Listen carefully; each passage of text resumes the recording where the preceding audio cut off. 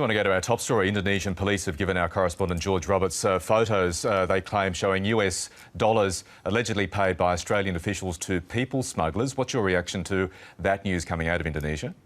Well, I'm not surprised that people make allegations, but the government's Operation Sovereign Borders policy and program and initiative has ensured that people have always acted lawfully, and that was the case when I was Minister, and I have no doubt that that continues to be the case.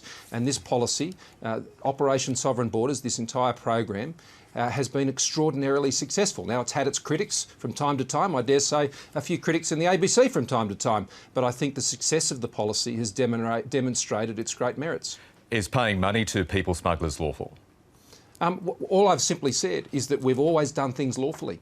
We've always done things lawfully, and we will continue to do that. But I'll get back to the question, is paying money to people smugglers, either on water or on land, lawful? Well, what I'm saying is that you're asking a question based on an allegation, and I don't feel the need to respond to someone else's allegation. What I'm giving you an assurance is the government has always acted lawfully in relation to Operation Sovereign Borders, and that is the key issue. And has that involved Australian officials ever paying people smugglers? Well, as you would know, and most in the media would know, I've never commented on these matters. That was a policy that was put in place by General Campbell when he was the commander of Operation Sovereign Borders, and that there was clear necessity for those arrangements, and the necessity for those arrangements continue. But once again, I assure the Australian people that we've always acted lawfully. And where there have been issues that we've had to address, the regrettable incursions in relation to Indonesia, we were very upfront about that, and we addressed that with the Indonesian government.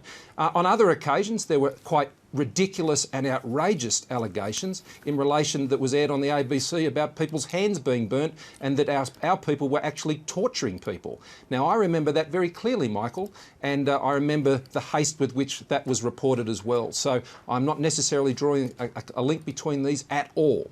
But what I am saying is that Australian officers have always operated lawfully on Operation Sovereign Borders. OK, what do you think personally about the mere suggestion that Australian officials have paid money to people smugglers?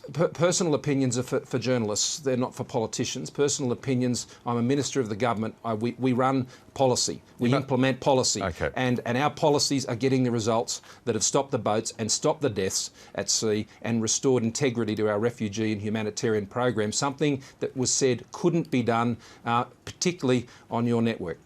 Now, you can be confused for thinking Australian voters getting mixed messages because Peter Dutton, the current Immigration Minister, and Julie Bishop are both initially firmly denied money was paid. Well, as I said, our officers have always acted lawfully.